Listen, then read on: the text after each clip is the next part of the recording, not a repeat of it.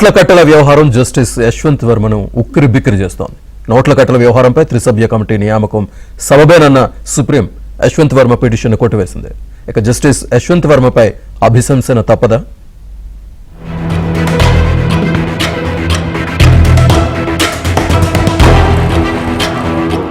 దేశవ్యాప్తంగా తీవ్ర దుమారం రేపిన జస్టిస్ యశ్వంత్ వర్మ కేసులో కీలక పరిణామం జరిగింది.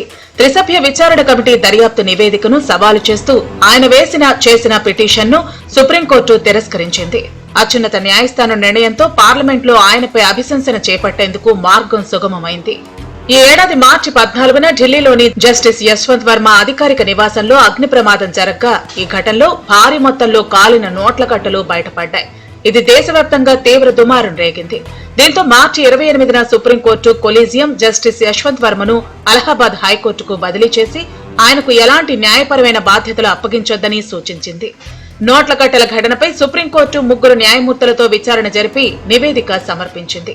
దొరికిన నోట్ల కట్టలకు సంబంధించి బలమైన ఆధారాలు ఉన్నట్లు వెల్లడించింది.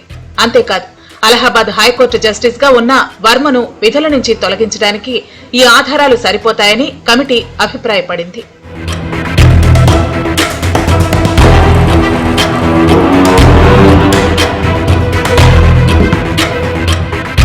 అయితే కమిటీ దర్యాప్తు నివేదికను యశ్వంత్ వర్మ సవాల్ చేశారు. జస్టిస్ వర్మ పిటిషన్ పై జస్టిస్ దీపాంకర్ దత్తా, ఏజీ మాషితో కూడిన ధర్మాసనం వాదనలు విన్నది. అనంతరం జస్టిస్ వర్మ పిటిషన్ ను సమర్థించలేమని తేల్చి చెప్పింది. ఆయన అంతర్గత కమిటీ విచారణలో పాల్గొన్న తీరు, ఆ తర్వాత అసలు కమిటీ సామర్థ్యాన్ని ప్రశ్నించడాన్ని తాము పరిగణలోకి తీసుకున్నట్లు తెలిపింది. ఆయన పిటిషన్ విచారణకు పరిగణలోకి తీసుకోకూడదని ధర్మాసనం పేర్కొంది.